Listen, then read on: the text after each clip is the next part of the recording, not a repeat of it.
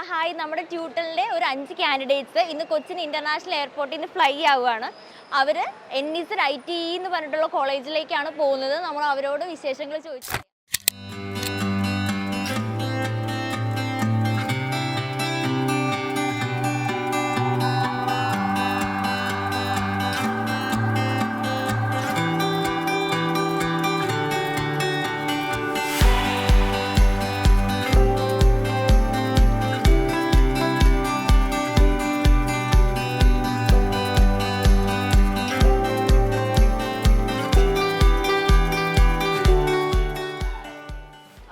Processing ഒക്കെ എങ്ങനെ ഉണ്ടായിരുന്നു?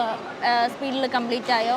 പ്രോസസ്സിങ് ആദ്യത്തെ നമ്മുടെ ഒരു സ്റ്റെപ്പ് തീരുന്നതിൻ്റെ അപ്പോൾ എനിവേ ഇപ്പോൾ പുതിയതിൻ്റെ ഭാഗം വന്നപ്പോൾ ഓൾമോസ്റ്റ് പെട്ടെന്ന് തന്നെ എല്ലാം റഷ് ആയിരുന്നു എന്ന് മാത്രമേ ഉള്ളൂ. അത് കഴിഞ്ഞപ്പോൾ എല്ലാം ക്ലിയർ ആയി. ഓക്കെ, NIST അല്ലേ? ഇന്റർവ്യൂ എങ്ങനെ ഉണ്ടായിരുന്നു? കുറേ പേര് നമുക്ക് ക്വസ്റ്റ്യൻ പറയുന്നുണ്ട്, ഇന്റർവ്യൂ ഭയങ്കര ടഫാന്നുള്ള രീതിയിൽ.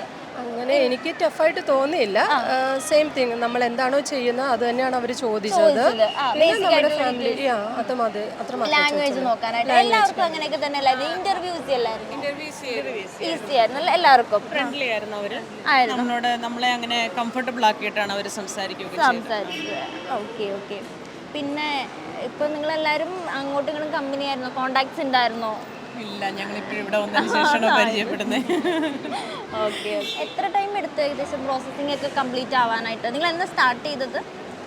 എനിക്ക് ശരിക്കും പറഞ്ഞാൽ ലാസ്റ്റ്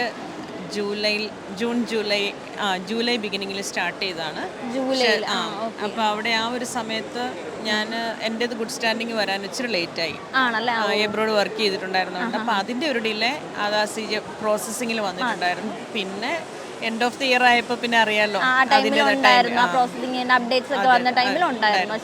ആ ഒരു ഡിലേ വന്നിട്ടുണ്ട്. പിന്നെ കേസ് മാനേജർ അതിൻ്റെ കൊണ്ട് തന്നെ അവർ വന്നത് ഒത്തിരി സോർട്ട് ഔട്ട് ചെയ്തിട്ടാണല്ലോ. കേസ് മാനേജർ അസൈൻ ഉണ്ടാവാൻ ഇച്ചിരി ലേറ്റ് ആയി. പക്ഷെ അതിനുശേഷം എല്ലാം ഫാസ്റ്റ് ആയിരുന്നല്ലേ. ഡോക്യുമെന്റേഷൻ സ്റ്റാഫ് ആരായിരുന്നു? സ്റ്റെല്ല എങ്ങനെ ഉണ്ടായിരുന്നു? എല്ലാം ഡീറ്റെയിൽ ആയിട്ട് പറഞ്ഞു. എല്ലാവർക്കും സ്റ്റെല്ലായിരുന്നോ? 4 പേർക്ക് സ്റ്റെല്ലായിരുന്നു. ഓക്കെ. ഈസി അല്ലായിരുന്നു? ഫ്രണ്ട്ലി അല്ലേ ആളത്? എല്ലാം ഡീറ്റെയിൽ ആയിട്ട് പറഞ്ഞു. ഓക്കെ, ശരി, താങ്ക് യു. So much.